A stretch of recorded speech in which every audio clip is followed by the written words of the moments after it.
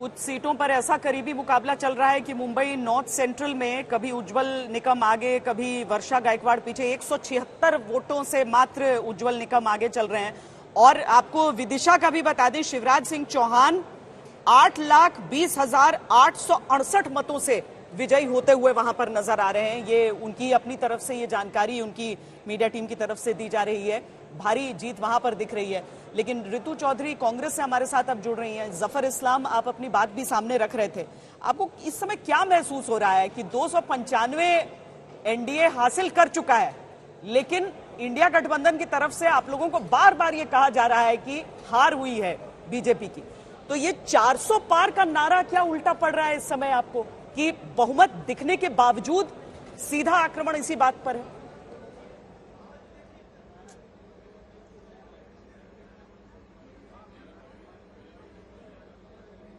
शायद उन तक आवाज नहीं पहुंच रही है। फोन तो लगवाओ यार।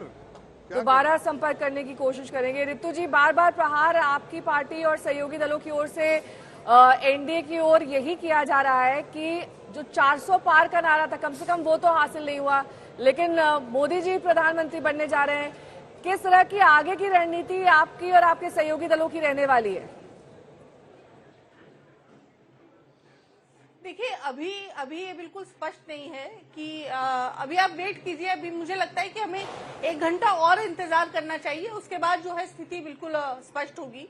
और दूसरी बात यह है कि 400 पार का जो नारा दिया था वो केवल और केवल पोलराइजेशन का इनका जो था मकसद था कि किसी तरह से जनता में ये केओस जगाया जा सके कि भाजपा 400 पार से सीट ला रही है और इस प्रकार का माहौल जो है वो बनाया जा सके। ना तो ये माहौल बना सके, 400 पार का नारा भी इनका जो है बिल्कुल जो पटाखा था वो फुस हो गया। और संविधान बदलने की जो बात की थी, जनता का सीधा सीधा संदेश है इनको कि बात भी मत करना, संविधान को हाथ लगाने की कोशिश भी मत करना। और दूसरी एक कम्युनल जो इन्होंने एक माहौल बनाने की कोशिश करी कि हिंदू मुसलमान जो करने की, उसका भी भारत की जनता ने इनको सीधा करारा तमाचा मारा है कि ये भारत है, विविधताओं का देश है, यहाँ पे हर धर्म का इंसान, हर ऋतु जी देखिए ना, बीजेपी की अकेली वोटें इंडिया जो जितनी सीटें हैं वो इंडिया गठबंधन की सीटों से अधिक दिख रही हैं। अभी 242 पर तो वो आगे दिख रहे हैं ना, 233 इंडिया गठबंधन की है। तो कैसे कर पाएंगे आप लोग ये सरकार बनाने का काम? देखिए मैं आपको ये राजनीति है, राजनीति में सब कुछ संभव है, ये तो मोदी जी स्वयं कहते हैं। और राजनीति में अभी कुछ डिसाइडेड नहीं है ना। अभी आप वेट कीजिए शाम तक का और देखिए क्या होता है।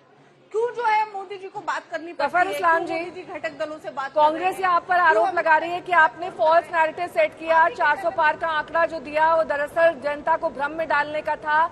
आपकी सरकार ने बार बार अपने भाषणों में पोलराइजेशन का काम किया, हिंदू मुस्लिम को बांटने का काम किया, और शायद यही आप पर उल्टा पड़ गया। देखिए, जो पार्टी ये क्लेम कर रही है कि वो बहुत हम पर टीका टिप्पणी कर रही है और खुद के बारे में कह रहे हैं बहुत पॉजिटिव कैंपेन किया, वो पूरे देश में 90-95 सीट पे आगे है। और जो पार्टी 240 सीटों पे आगे है उसके बारे में ये टीका टिप्पणी कर रही है। अरे भाई, पूरा आपका इंडिया अलायंस जो है वो समा जाएगा बीजेपी में, तभी बीजेपी ऊपर देखेगी, आप नीचे ही रहेंगे। श्वेता ने आपसे सवाल किया था दरअसल कार्यक्रम की शुरुआत में, जफर इस्लाम, और वो मैं दोबारा वो आपको दोहरा देती हूँ सवाल। श्वेता का सवाल आपसे ये था कि अगर आप ये 400 का नैरेटिव नहीं सेट करते तो शायद जो आज आपके आंकड़े फेवर में आ रहे हैं उस पर आपको बार बार प्रश्न नहीं किए जाते कि आखिरकार आपके 400 क्यों नहीं आए, 293 क्यों आए। उनसे दोबारा हम बातचीत करेंगे, लेकिन इस समय जो उनका फोन फिर कट गया है। पर कुल मिलाकर देखिए तस्वीर इस समय की जो है वो 293, और ये लगातार पिछले 4 घंटे से यही आंकड़ा दिख रहा है कि 290 के पार ही एनडीए गठबंधन दिख रहा है, और इंडिया गठबंधन भी अपना 230 से 33।